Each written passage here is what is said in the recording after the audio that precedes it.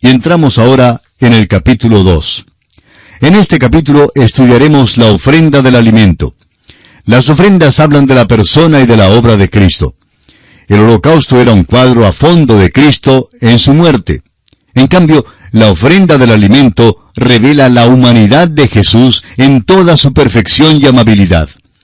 Al leer acerca de esta ofrenda, verá usted que se lee exactamente como una receta de pan. Y eso es exactamente lo que es. Es realmente una ofrenda de alimento. Puesto que no hay derramamiento de sangre, esta ofrenda era diferente de las otras. Sin embargo, generalmente era ofrecida con otra ofrenda en la que había derramamiento de sangre. Esta ofrenda de alimento podría ser ofrecida o bien cocida o no cocida. Aarón y sus hijos recibieron una porción de esta ofrenda como alimento para ellos mismos. Tenía que ser comida por todos los varones en la familia de Aarón. La ofrenda de alimento manifiesta la humanidad de Jesús en toda su perfección. Su deidad no se deja entrever aquí. Jesús era perfecto hombre y era el hombre perfecto. El propósito de Dios para el hombre se cumple en Jesús. Él es el segundo hombre, pero el último Adán. No habrá más Adanes, pero habrá otros hombres como Jesucristo. Él es el último Adán, la cabeza de un nuevo pueblo. El apóstol Juan en su primera carta, capítulo 3, versículo 2, dice: Amados, ahora somos hijos de Dios, y aún no se ha manifestado lo que hemos de ser, pero sabemos que cuando Él se manifieste, seremos semejantes a Él, porque le veremos tal como Él es. Amigo oyente, el hombre como está en el mundo hoy en día es el fracaso más colosal en todo el universo. ¿Jamás ha pensado usted en eso? Las Escrituras son francas y específicas en cuanto a este punto. El apóstol Pablo en su carta a los Romanos capítulo 3 versículos 12 y 23 dice: Todos se desviaron, y el original aquí sugiere que son naufragios. A una se hicieron inútiles. Y, por cuanto todos pecaron y están destituidos de la gloria de Dios.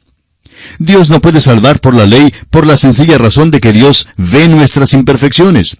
No podemos cumplir ni guardar la ley. No podemos darle perfección. Dios no nos puede salvar estando nosotros en nuestras imperfecciones, porque Él es un Dios santo y exige justicia y perfección absoluta. La imperfección es lo mejor que podemos hacer. Por eso el género humano es un fracaso. El profeta Isaías nos dice en el capítulo 59, versículo 8 de su libro: No conocieron camino de paz. Un informe de Rockefeller salió hace unos años que declaraba que el hombre es una criatura bélica. En los terrenos de nuestras universidades hay quienes protestan en cuanto a las guerras, pero que al mismo tiempo luchan y crean alborotos en los terrenos universitarios. Ahora, ¿por qué esto? Porque está en el mismo corazón del hombre. Es algo casi risible oír de las manifestaciones de paz que terminan precisamente en alborotos. Y al mismo tiempo, y con una energía ardorosa, el hombre trata de perfeccionar los instrumentos diabólicos de terrible destrucción. Con toda certeza, amigo oyente, este no es el propósito para el que fue creado el hombre. Dios tiene otro propósito en mira para el hombre, y si usted desea ver lo que piensa, mire entonces a Jesús. Aquí está el hombre que agradó a Dios. Hubo una gloria en su naturaleza humana. La amabilidad de Jesús era en verdad un perfume fragante. Su venida fue una gloria, su estancia una bendición, su partida una gracia. Su simpatía ha llenado el mundo con una nueva esperanza y un nuevo ideal en cuanto a la humanidad. Hay dos aspectos importantes en cuanto a esta ofrenda del alimento: los ingredientes que se agregan y los ingredientes que no se agregan. Veamos ligeramente el bosquejo de este capítulo 2 de Levítico. Como dijimos ya, el tema central de este capítulo es la ofrenda del alimento, es decir, la amabilidad de Cristo. Y consideraremos 4 aspectos principales. Primero, la ofrenda del alimento mezclada, pero no cocida, en los versículos 1 al 3. En segundo lugar, la ofrenda del alimento mezclada y cocida, en los versículos 4 al 13. En tercer lugar, las primicias de las espigas verdes rociadas con aceite e incienso, en los versículos 14 al 16. Y en último lugar, la ley de la ofrenda del alimento. Y para ello tendremos que volver una vez más al capítulo 6 de Levítico, los versículos 14 al 23. El primer aspecto es, pues, la ofrenda del alimento mezclada, pero no cocida. Leamos el versículo 1 de este capítulo 2 de Levítico. Cuando alguna persona ofreciere oblación a Jehová, su ofrenda será flor de harina, sobre la cual echará aceite y pondrá sobre ella incienso. La ofrenda debía ser hecha de flor de harina, y la harina fina en aquel día era cosa rara. No tenían los grandes molinos como los tenemos hoy en día, diseminados por todas partes. Tenían que moler el grano a mano en un tipo de tazón de piedra, friccionando una piedra contra otra para triturar el grano. Muchas veces quedaba muy gruesa y desigual si el molinero se descuidaba o si estaba apurado. Si la harina tenía que ser fina, tenían entonces que pasar muchísimo tiempo moliéndola. Ahora bien, esta ofrenda tenía que ser de harina muy fina, o sea, de harina bien molida. Esto nos presenta al Señor Jesús en su personalidad humana. Hoy en día estamos seguros que diríamos, usando la expresión corriente, que Él tenía una personalidad bien integrada. Era una persona normal. En realidad creemos que Jesucristo ha sido la única persona normal que jamás haya vivido aquí en la tierra. El pecado ha hecho desigual y anormal a toda la raza humana. Una parte de nuestras personalidades se ha desarrollado excesivamente a costa de otras partes de nuestra personalidad. Un estudiante universitario que se encontraba en el último año de sus estudios sobre psicología anormal fue a hablar con el profesor del departamento de psicología y le dijo que cuando consideraba la etiología de la afección de cada forma de la anormalidad que estudiaba, descubrió que padecía también todos los síntomas de cada una de estas formas de la anormalidad. El profesor se echó a reír y le dijo, «Yo me preguntaba cuándo vendrías a verme. Todos tus compañeros han venido para decirme lo que tú acabas de decir. Todos tienen los síntomas y yo también tengo los síntomas». Amigo oyente, todos nosotros los tenemos. El famoso psiquiatra norteamericano, el Dr. Menninger, dice que todo el género humano hoy en día está un poquito chiflado. Todos estamos un poquito descentrados. Pero Jesús fue la única persona normal. Fíjese usted lo desiguales que han sido los caracteres de los hombres en la Biblia. A Sansón le fue posible hacer grandes proezas físicas, pero aparece algo débil en cuanto a su voluntad y su mente. Pablo era un gigante intelectual, pero se veía débil de cuerpo. Simón Pedro era fácilmente persuadido por sus emociones, como lo vemos cuando declara que moriría por Jesús, pero negándole, sin embargo, más tarde. Esto revela una debilidad definida en el área de su voluntad. El rey Saúl, por su parte, era obstinado y terco, sin poder inclinarse para obedecer a Dios. Esto condujo a su destronamiento y luego a su muerte. Todos estos hombres tenían sus desvíos de lo normal, tenían personalidades subdesarrolladas. En contraste con ellos y con todos nosotros, Jesús era bien equilibrado. Tenía el equilibrio suficiente en todas las áreas de su personalidad. Podía ahuyentar a los cambistas del templo y podía tomar a los niñitos en sus brazos. Cuando cumplía apenas 12 años, los príncipes religiosos se asombraron de su sabiduría. Cuando empezó a enseñar, el pueblo quedó asombrado diciendo, ¿cómo sabe éste letras sin haber estudiado? Como lo registra el Evangelio de Juan, capítulo 7, versículo 15. Sin embargo, el Señor Jesús nunca apeló a su propio intelecto como base para cualquier juicio. ¿No ha notado usted que esto nunca fue el criterio para su conducta? Él vino para hacer la voluntad de su Padre, y este fue el único motivo de sus acciones. Jesús podía llorar al lado de la tumba de Lázaro o sobre la ciudad indiferente de Jerusalén y a la vez levantar a Lázaro de los muertos y pronunciar un juicio severo sobre Jerusalén, juicio que se cumplió literalmente. No se entregó a sus emociones ni fue guiado por ellas. Nunca fue obstinado. Sin embargo, nada podía impedirle ir a Jerusalén para morir. En todo tiempo, él podía orar diciendo, como lo registra el evangelista Mateo en el capítulo 26 y versículo 39, «Pero no sea como yo quiero, sino como tú». En el Evangelio según San Juan, capítulo 6, versículo 38, encontramos sus palabras, «Porque he descendido del cielo no para hacer mi voluntad, sino la voluntad del que me envió». Su propia naturaleza volitiva no era su guía de sus acciones. La naturaleza de Jesús era equiparada e integrada en todos sus aspectos, mientras que nuestra personalidad es desigual, débil y anormal en muchos aspectos. Volviendo ahora al versículo 1 del capítulo 2 de Levítico, leemos, sobre la cual echará aceite. El aceite de oliva es un símbolo del Espíritu Santo. Usted notará que aquí dice aceite sobre ella. Pasando luego a los versículos 4 y 5, notamos que dice amasadas con aceite. Ahora en el versículo 6 dice echarás sobre ella aceite. Y en el versículo 7 dice con aceite. Con todo esto, la ofrenda del alimento quedaba empapada con aceite. El aceite era una parte muy importante de las ofrendas y era aplicado en muchas maneras diferentes. La importancia del Espíritu Santo en la vida humana de Jesús es muy digna de nuestra consideración. Hagamos una especie de paralelo entre la acción del Espíritu Santo en la vida de Jesús y la del aceite en la ofrenda del alimento. En Lucas 1:35, notamos que Jesucristo fue nacido del Espíritu, o sea, amasado con aceite. En Mateo 3:16 y 17, vemos que Jesucristo fue bautizado por el Espíritu, esto es, aceite sobre él. En Marcos 1:12, notamos que Jesucristo fue guiado por el Espíritu, es decir, echará sobre él aceite.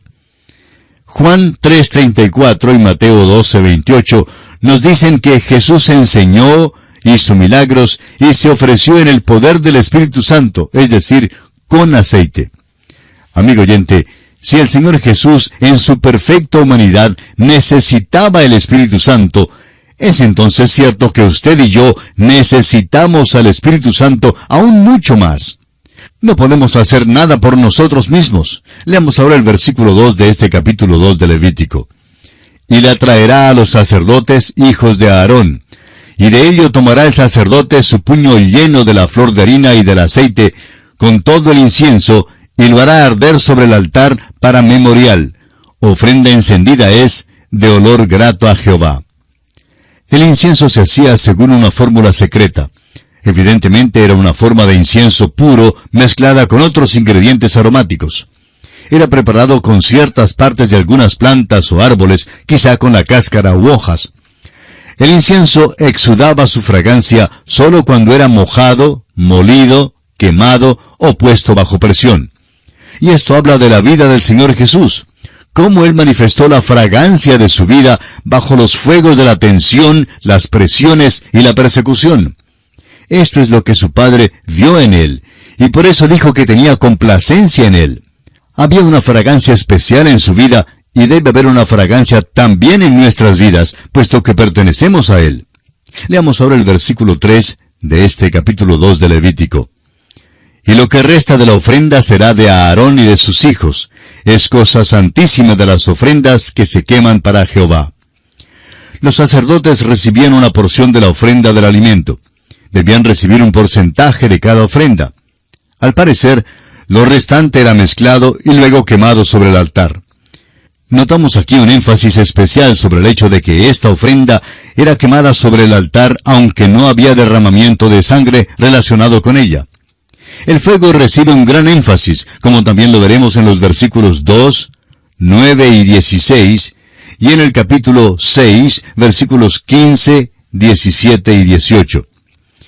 Y pasamos ahora a considerar el segundo aspecto en este capítulo 2 de Levítico, o sea, la ofrenda del alimento mezclada y cocida. Leamos los versículos 4 al 10. Cuando ofrecieres ofrenda cocida en horno, será de tortas de flor de harina sin levadura, amasadas con aceite, y hojaldres sin levadura, untadas con aceite. Mas si ofrecieres ofrenda de sartén, será de flor de harina sin levadura, amasada con aceite, la cual partirás en piezas y echarás sobre ella aceite. Es ofrenda. Si ofrecieres ofrenda cocida en cazuela, se hará de flor de harina con aceite. Y traerás a Jehová la ofrenda que se hará de estas cosas, y la presentarás al sacerdote, el cual la llevará al altar. Y tomará el sacerdote de aquella ofrenda lo que sea para su memorial, y lo hará arder sobre el altar, ofrenda encendida de olor grato a Jehová. y lo que resta de la ofrenda será de Aarón y de sus hijos. Es cosa santísima de las ofrendas que se queman para Jehová. Estas son instrucciones detalladas para el rito de la ofrenda del alimento. ¿Y no es verdad que se parece a una receta para hacer pan? Este énfasis sobre la harina fina y el aceite se repite muchas veces. El fuego también se menciona varias veces. Queremos decir con gran énfasis que el fuego aquí no simboliza el infierno en ninguna manera. Es la energía y el poder purificador de Dios lo que sacó a la luz la dulzura en la vida de Cristo. En el versículo 9, esta ofrenda es específicamente declarada como una ofrenda de olor grato a Jehová. El significado final y completo de esta ofrenda es lo que Dios ve en Cristo. Su dulzura se hizo más y más aparente a medida que aumentaba la presión y tensión sobre su cuerpo. Ahora, muchas veces hoy en día no es dulzura exactamente lo que sale de nosotros cuando estamos bajo tensiones. Hemos oído decir a muchos cristianos cosas muy poco prudentes cuando estaban bajo tensiones. Mientras más tensión le fue puesta al Señor Jesucristo, más dulce era. El Señor pudo decir en Juan 8:29, «Porque el que me envió conmigo está.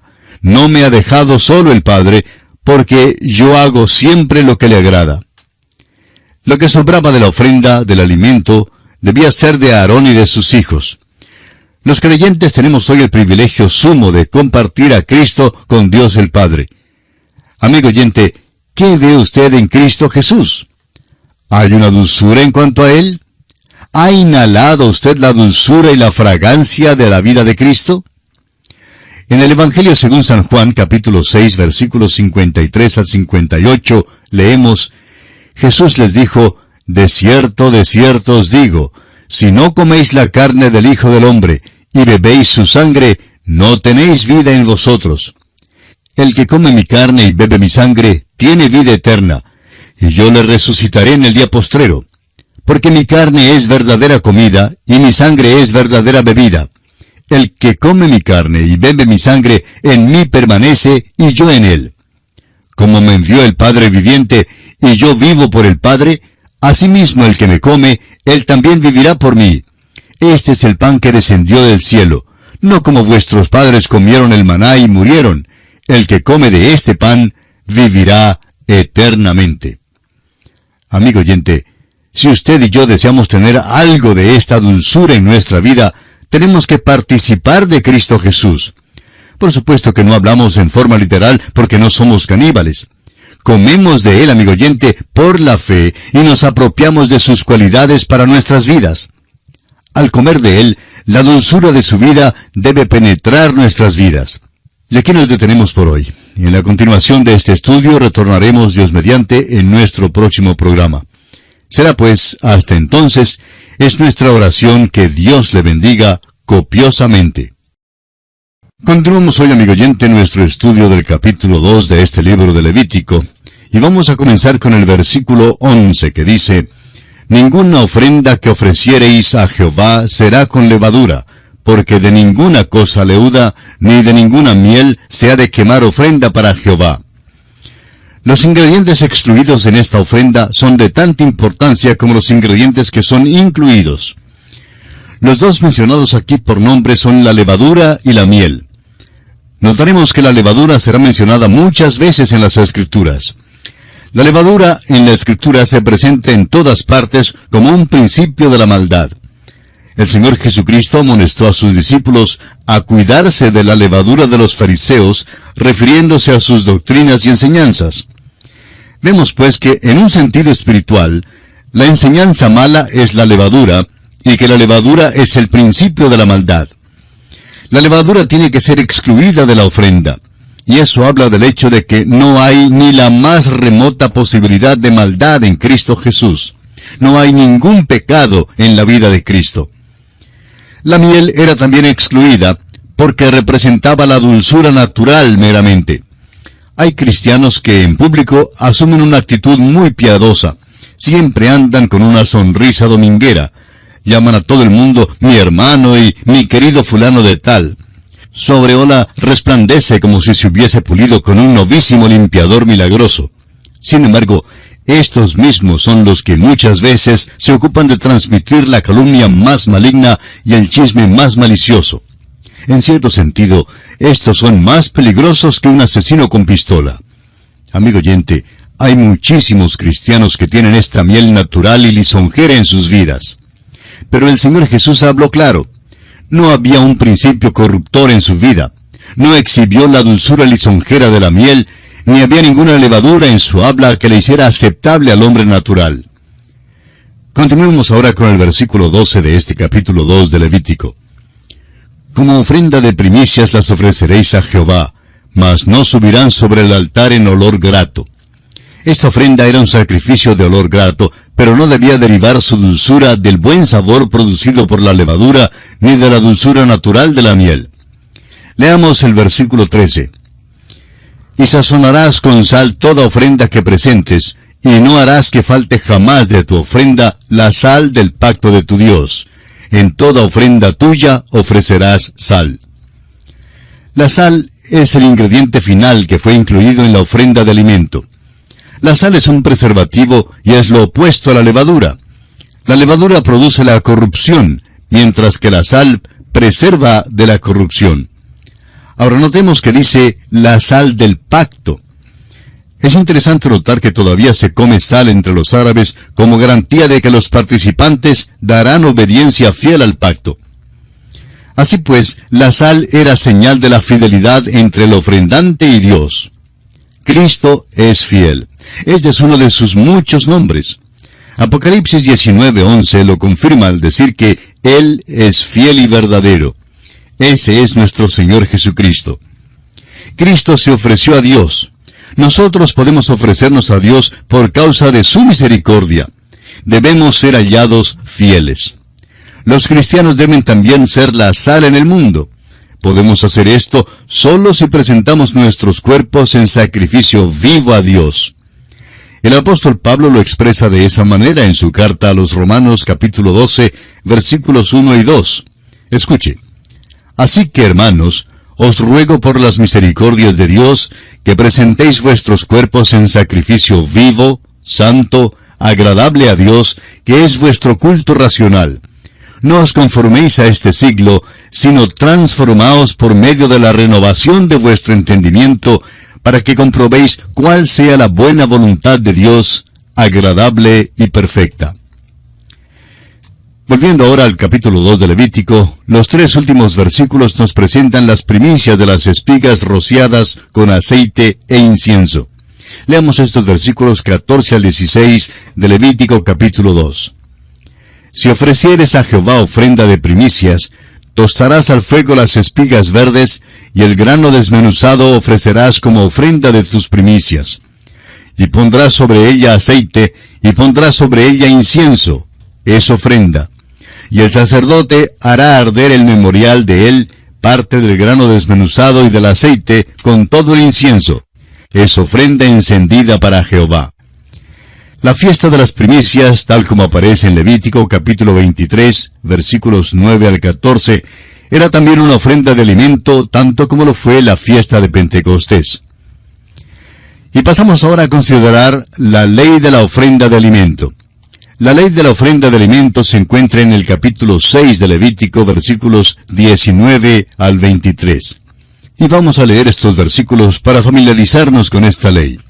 Levítico 6, 19 al 23 dice, Habló también Jehová a Moisés diciendo, Esta es la ofrenda de Aarón y de sus hijos, que ofrecerán a Jehová el día que fueren ungidos. La 10ª parte de un efa de flor de harina, ofrenda perpetua, la mitad a la mañana y la mitad a la tarde. En sartén se preparará con aceite, frita la traerás, y los pedazos cocidos de la ofrenda ofrecerás en olor grato a Jehová. Y el sacerdote que en lugar de Aarón fuere ungido de entre sus hijos, hará igual ofrenda. Es estatuto perpetuo de Jehová. Toda ella será quemada. Toda ofrenda de sacerdote será enteramente quemada, no se comerá. Esta ley revela que con cada holocausto por la mañana y por la noche se ofrecía también una ofrenda de alimento. Recordemos también lo que nos dice Éxodo capítulo 29, versículos 39 y 40, donde se habla del holocausto continuo. Dice allí, ofrecerás uno de los corderos por la mañana, y el otro cordero ofrecerás a la caída de la tarde. Además, con cada cordero, 1/10 parte de un efa de flor de harina, amasada con la 1/4 parte de un hin de aceite de olivas machacadas. Y para la libación, la 1/4 parte de un hin de vino. La ofrenda de alimento, amigo oyente, manifiesta a Cristo en su consagración. Representa también la consagración de los creyentes en Cristo, y describe la perfecta humanidad de Cristo Jesús. Y así terminamos nuestro estudio del capítulo 2 del libro de Levítico.